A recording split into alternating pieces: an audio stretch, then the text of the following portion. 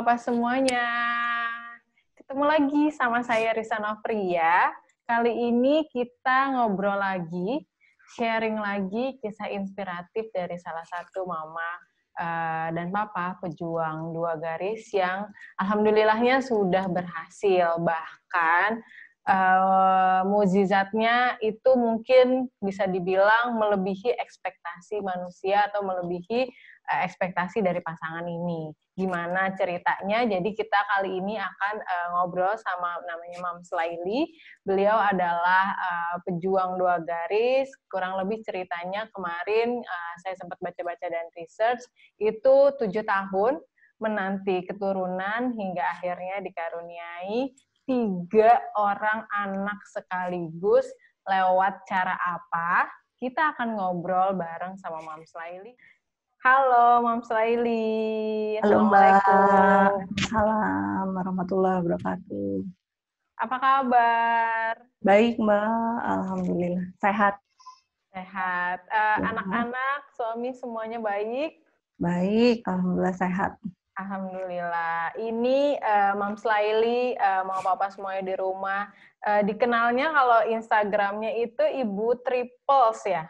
Atau Ibu triplets? triplets. Ibu triplets. Nah, Ya. karena yang tadi saya udah sebut, dari sekian banyak perjuangannya selama 7 tahun menanti atau memperjuangkan mempunyai keturunan, akhirnya mempunyai keturunan yang tidak disangka-sangka sampai 3 langsung Ya. sekaligus ya.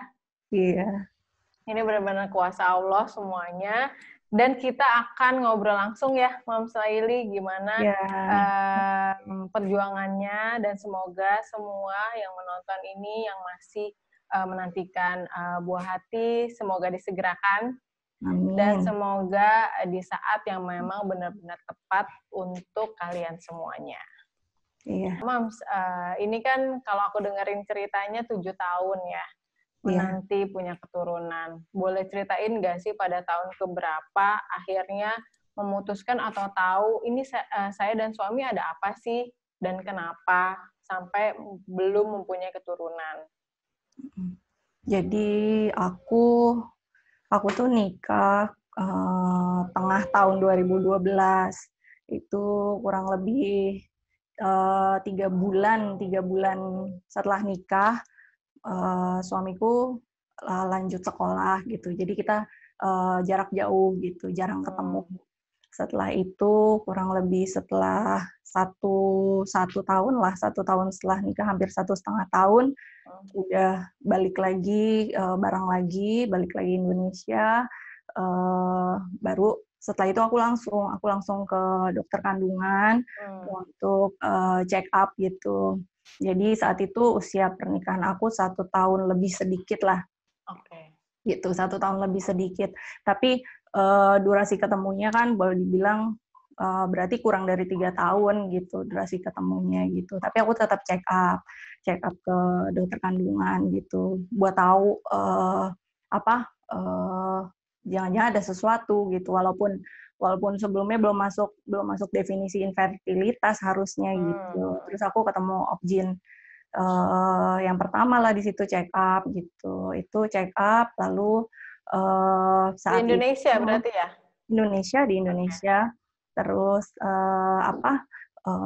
diagnosanya itu saat itu hanya USG transvaginal yang dilakukan gitu. Terus belum ada pemeriksaan yang lain, belum ada pemeriksaan darah dan lain-lain gitu, nggak ada.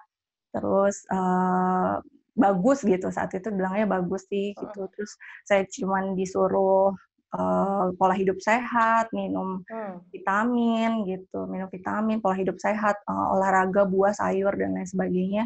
Terus setelah itu nanti kalau kurang lebih dikasih ancar-ancar waktu gitu, masa suburnya, ancar-ancar waktu untuk masa subur. Terus kalau misalnya belum jadi kontrol lagi gitu, jadi nggak jadi kontrol lagi gitu. Nah, terus itu Obgyn pertama sih. Jadi aku tuh sempat ke beberapa Obgyn gitu, Mbak. Sampai sekian kali kontrol tuh berapa siklus belum berhasil gitu, belum berhasil. Terus setelah itu break kurang lebih 1,5 tahun, aku memutuskan untuk mulai lagi ke objin yang beda lagi. Ini objin yang beda lagi. Berarti usia pernikahan 3 tahunan, berarti jalan 3 tahun. Ya, kurang lebih. Oke. Ke objin yang beda 4 tahun lah kurang lebih, 4 Mbak. tahun ya? Masuk ke 4 ya? Masuk ke 4. Di objin yang ini, aku nggak dilakukan pemeriksaan ulang gitu. Jadi dipakai hasil dari objin yang sebelumnya. Historinya gitu. Dibawa semua berarti ya? Historinya dibawa semua pas datang. Terus diagnosanya sama sih, kayaknya PCO deh gitu. Kayaknya PCO gitu. Ya. PCO terus, itu berarti dilihat dari ukuran sel telur yang harusnya di masa subur itu sesuai ukurannya, ini tidak sesuai ukurannya ya berarti? Iya, itu salah satunya saat USG dapatnya gitu. Sel telurnya kecil-kecil, banyak kecil-kecil kayak anggur gitu. Oke. Lanjut dari situ? Dari situ terus sempat berapa siklus lah ya, itu aku sama tuh ada obat perangsang sel telur, terus disuntik untuk perangsang ovulasi gitu. Setelah itu baru insem. Nah itu tuh di objin yang ini tuh aku karena hampir sekali paling ya ketemu sel telurnya itu kecil-kecil, jadi tuh dia tuh optimis gitu. Maksudnya dokternya tuh kayak lebih optimis dari aku, jadi aku ngerasanya dia oh nih bagus nih gitu, responnya bagus gitu, insya Allah jadi ya gitu. Siklus depan jadi gitu. Terus kalau nggak jadi gimana dok? Kalau nggak jadi kita instem ya gitu. Terus siklus depannya belum jadi gitu. Terus dia bagus, insya Allah mudah-mudahan jadi gitu. Terus jadi kayak jadi aku yang itu katanya kalau nggak jadi mau instem ya? Gitu. Aku yang ingetin pas mau itu. Jadi di objin yang ke berapa ini? Objin yang ketiga ini instem lah aku di sini. Oke. Ini di tahun 2018. Oke, di tahun 2018 melakukan insem. Lalu setelah insem hasilnya? Hasilnya aku insem 2 kali di sini, 2 kali 2 siklus berturut-turut negatif, nggak berhasil 2 kalinya. Itu rasanya gimana, Mams, pada saat insem 2 kali itu menemukan kegagalan yang sama di 2 kali insem? Aku gimana? Kecewa sih pasti kan, kecewa pasti. Tapi karena sebelumnya maksudnya aku ini dulu, maksudnya aku udah tahu keberhasilannya, angka keberhasilannya insem itu sekian persen 10 gitu. 10-20% aja ya kalau nggak salah ya? Iya, kurang dari 50% lah. Gitu. Jadi ya kansnya mungkin kurang nggak begitu besar ya. Jadi aku maksudnya ya udah menyiapkan ya cuma 2 pilihannya, berhasil atau gagal gitu. Udah maksudnya ya udah gitu. Kalau misalnya belum berhasil ya memang belum waktunya gitu. Setelah 2 kali gagal insem itu, terus mau gimana nih gitu. Aku tuh dikasih pilihan mau insem lagi atau langsung IVF gitu. Terus aku minta waktu gitu. Saya pikir-pikir dulu, aku bilang gitu. Saya pikir-pikir dulu. Terus setelah akhirnya aku browsing gitu, diskusi sama suami dan lain sebagainya. Terus karena faktor usia, terus angka keberhasilan gitu juga, jadi aku memutuskan untuk nggak insem lagi. Aku langsung ke IVF gitu. Pada saat dengar berita negatif atau tidak terjadi pembuahan atau tidak berkembang di situ, gimana perasaannya Mams Laili sama suami? Sedih sih, pasti kan kecewa, sedih gitu.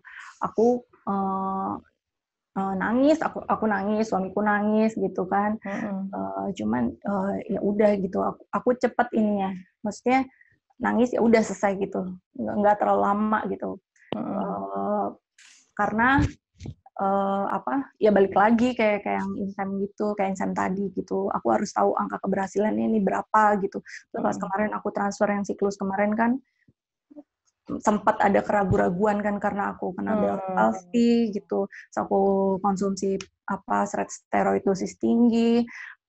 Jadi ya udah gitu. Oh ya udah gitu. Belum berhasil lagi gitu. Tapi suamiku pas yang ini, pas yang IVF ini kan, yang pertama ini gagal, dia yang lebih down. Sampai berapa hari ya? Sampai beberapa hari setelah itulah. Terus jadi aku yang memotivasi dia ulang, aku yang nguatin dia, gitu. Ini nih di saat IVF yang kedua. Itu gimana sampai akhirnya kok jadinya malah 3? Apa memang udah direncanain sebelumnya, oke, mau 3 yang dijadiin?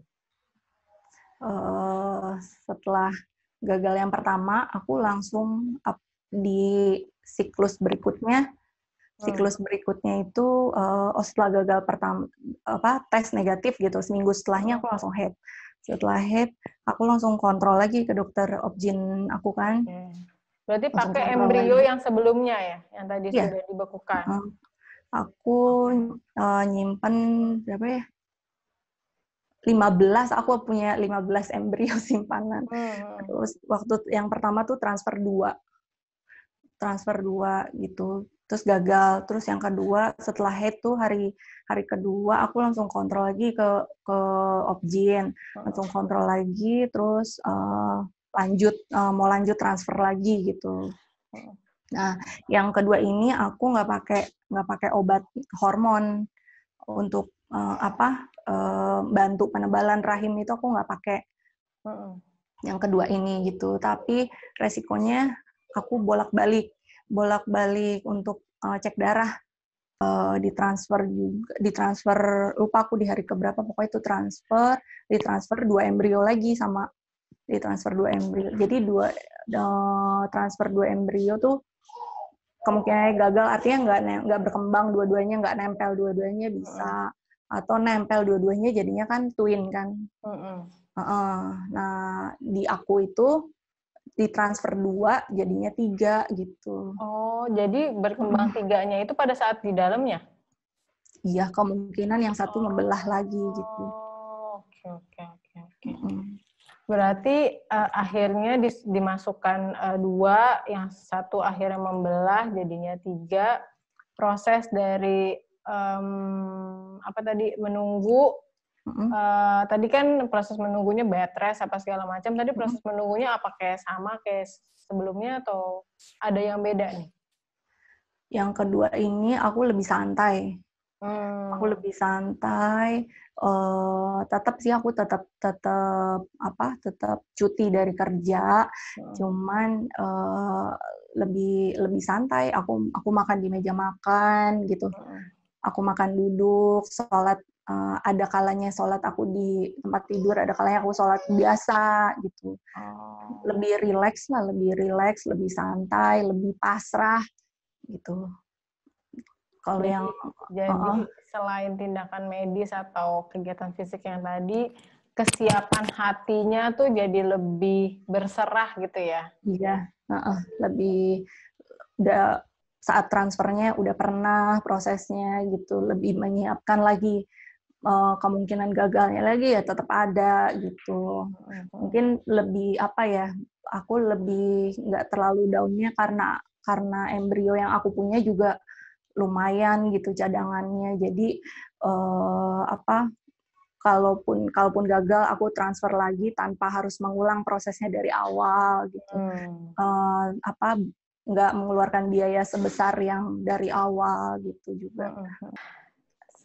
Sangat-sangat menginspirasi kisahnya. Jadi bukan berarti tadi ya yang tadi jadi bukan cuma inseminasi atau IVF itu adalah usaha kita program hamil, tapi tadi mungkin dengan cara berserahnya, mungkin dengan cara mendekatkan diri lagi kepada Tuhan, dengan pola hidup sehat, itu mungkin salah satu ikhtiar tersimpel mungkin yang kita juga tidak perlu harus effort ke dokter apa kayak gimana, bisa support, membantu kegiatan atau program-program kita pada saat kita mau promil ke dokter, apapun itu caranya ya. Semoga sehat-sehat terus untuk Amin ya rabbal alamin.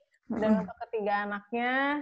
Terima kasih sudah sharing bersama mapapa.id di sini. Semoga semua sehat selalu dan ya rabbal alamin. Ketemu lagi, ditunggu update-an seru. Jangan lupa like, komen, dan subscribe akun YouTube mamapapa.id agar Mamin bisa lebih semangat lagi untuk membagikan berbagai informasi untuk moms dan keluarga. Kalau mau nonton video yang lainnya, bisa klik di sini ya. Oke, mamapapa.id pamit dulu ya, Mams. Terima kasih.